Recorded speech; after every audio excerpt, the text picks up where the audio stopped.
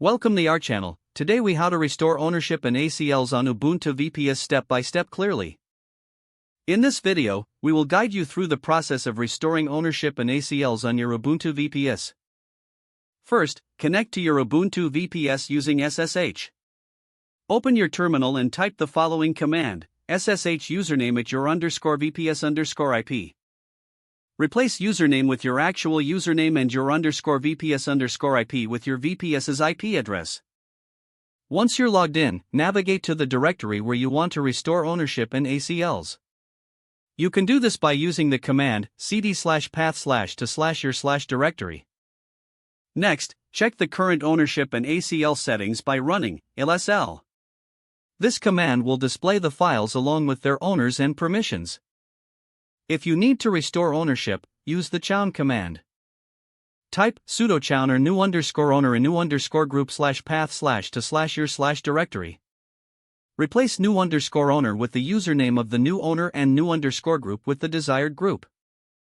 The R flag ensures the change is applied recursively to all files and subdirectories. Now, let's restore the ACLs.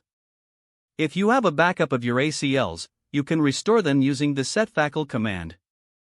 Type sudo setfacl restore =/path/ to /acl_backup.file.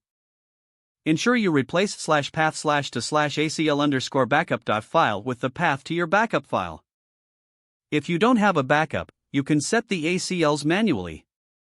Use the command sudo setfacl mu username rwx/path/ to /your/ directory. Replace username with the user you want to grant permissions to.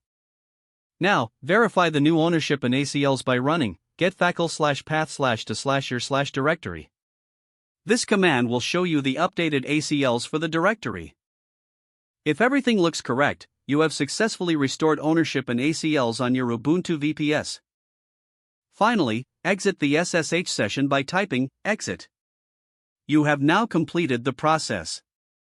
If the page does not load, refresh the browser or try again in a private or incognito window.